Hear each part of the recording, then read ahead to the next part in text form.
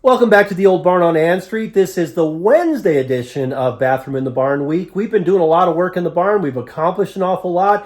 We've been showing the process of starting with feed stalls and the process of turning it into a washroom. And it's been a lot of work.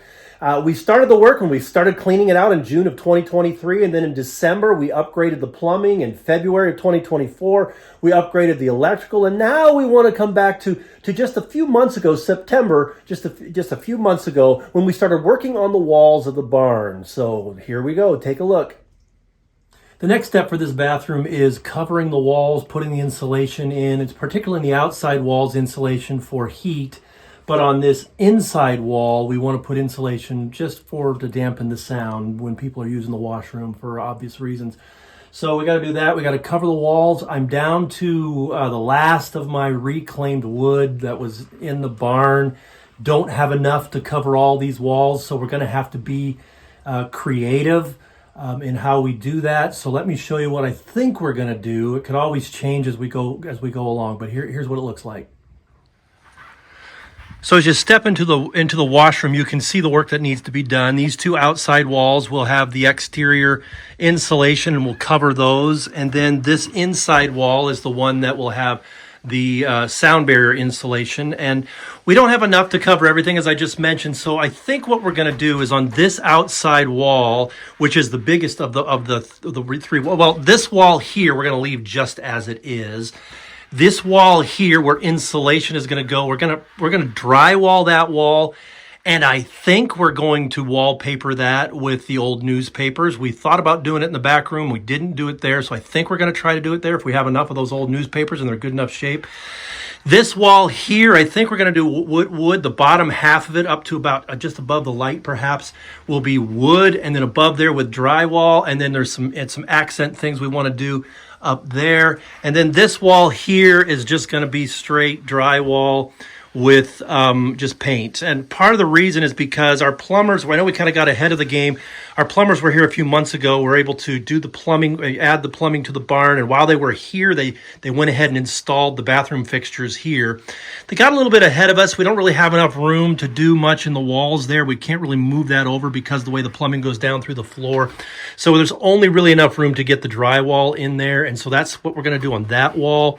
And then we'll see how the rest of it turns out. We really want to keep the old look, but still make it functional and good looking. Now this stuff in the corner is really some amazing stuff. If you look really close, what this is a black marble fireplace surround from, I don't know, a couple hundred years ago. It was in the barn when we moved in.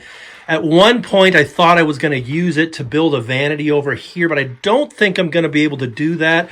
Not sure where that's going to go in the barn or if we're even going to be able to use it somewhere in the barn, but it's such a beautiful, it's just such beautiful material.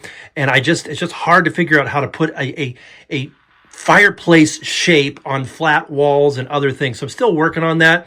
But anyway, if anybody has any ideas of what we can do with that old stuff, I mean, look at the etching in it. It's just so beautiful. It's a little bit dirty now, so it's hard to see, but very ornate and beautiful. And I just think that would be beautiful. So if you have any ideas, feel free to just make some comments in the comment section. But here we go. We're going to start working on this today. Here we go.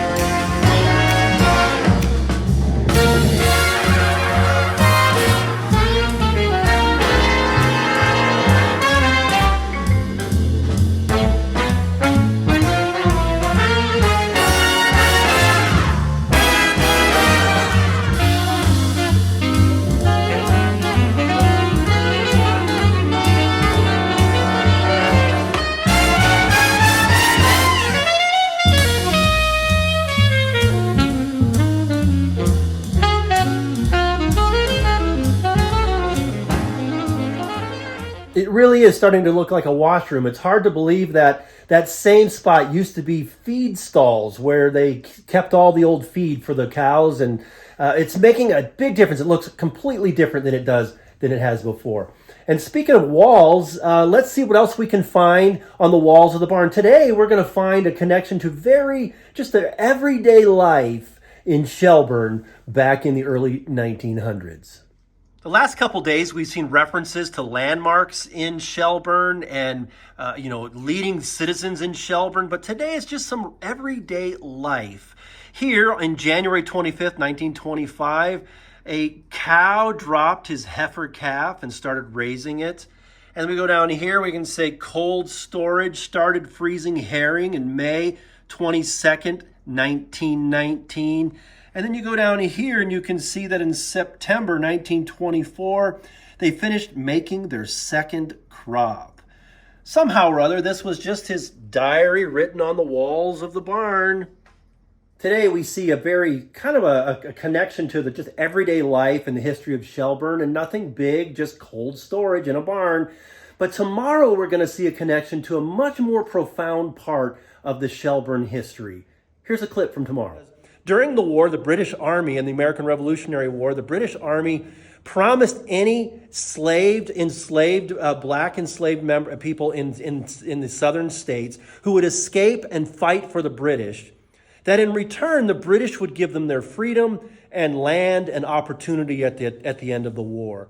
You will not want to miss tomorrow's episode of the Old Barn on Ann Street. It's going to be an exciting episode.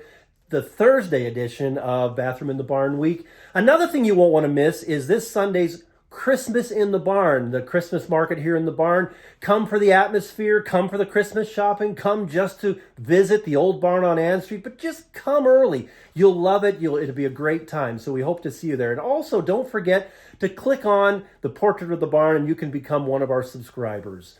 We'll see you tomorrow, next time on the Old Barn on Ann Street.